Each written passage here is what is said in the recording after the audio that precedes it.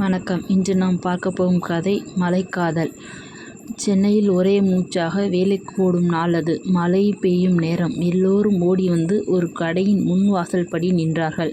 அவளும் நின்றாள். அருணா. பக்கத்தில் ஒரு இளைஞன் முகிலன். மழையில் நனைந்து கூந்தல் சிக்கலாய் அவன் முகத்தில் விழும் சில மழைத்துளிகள்.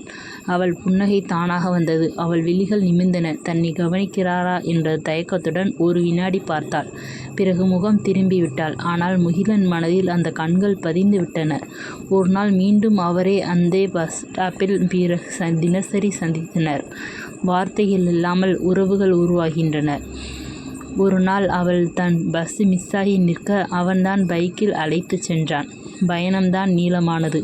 ஆனால் அந்த அமைதி எதையோ சொல்கிறது. மழையை பிடிக்குமா என்று அவன் கேட்டான்.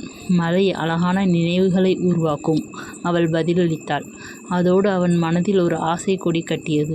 அவர்கள் காதலை சொல்லிக் கொள்ளவில்லை. ஆனால் ஒவ்வொரு பார்வையிலும் ஒவ்வொரு சிரிப்பிலும் ஒரு சொல் போலவே காதல் மலர்ந்தது. ஒரு நாள் முகிலன் அவளுக்கு ஒரு கடிதம் கொடுத்தான்.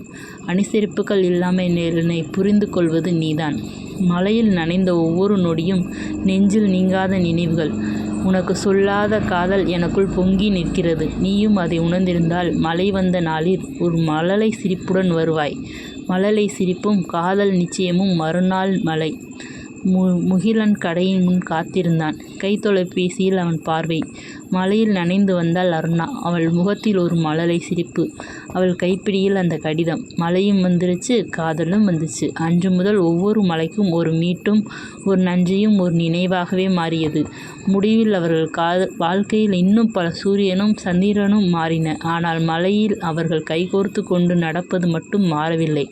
ஏனெனில் அது மழையிலிருந்து பிறந்த ஒரு அழகான காதல் கதை. இந்த கதை உங்களுக்கு பிடிச்சிருந்தா லைக் பண்ணுங்கள், ஷேர் பண்ணுங்கள், சப்ஸ்கிரைப் பண்ணுங்கள்.